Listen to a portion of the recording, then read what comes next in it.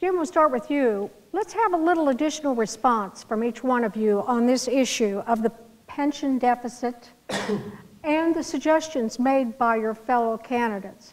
Do any of them sound good to you, or some of them you don't agree with? 30 seconds. Well, all suggestions are great suggestions. We lawyers learned that a long time ago. Get everybody to the table and get everybody's opinion and try to find a consensus, and that's what mayors do. But you have to keep in mind that the general employees can be dealt with by the city council, a single action.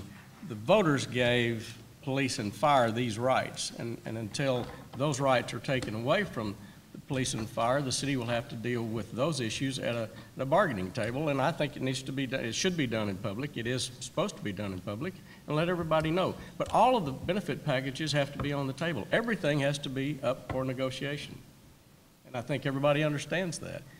If anybody doesn't want to bankrupt a city, it would be all of your employees. That's the greatest asset this city has, is our employees.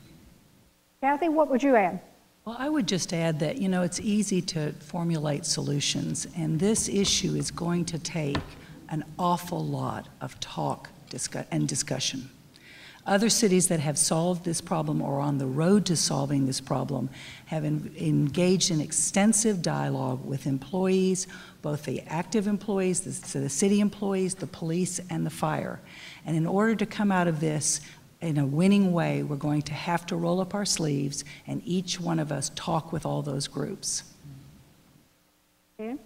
You know, again, meet and confer and collective bargaining are simply negotiating mechanisms. And we've got to make sure that the people that are negotiating with those groups are free from influence. And to understand just exactly how important it is to those groups, all you need to do is look at the campaign contributions in this race. Already over $150,000 to a single candidate. That is not support, that is influence. Well, this is not a problem that's unique to Fort Worth, but it is a problem that's been compounded by prior city council's decisions. That many of the things that they added have really caused this to grow. The fact that we're all going to have to handle it to protect you, the taxpayer, to protect our business is an issue that we must face. There's been good suggestions offered. The idea that we can add more contributions to dig our way out of this just won't fly, folks. If we continue to add what the employees are contributing, we won't be able to recruit good employees because they'll go to other places where they don't have to contribute so much. Nick? Well, everything set up here is 100% correct. We need to have an open, active, productive dialogue about this. It's not going to be solved by one single person. The mayor can't dictate, the council alone can't dictate, the city manager can't dictate. It has to be discovered together how we're going to solve this. But something Jim said, which is things like this should be televised, I think that's 100% correct.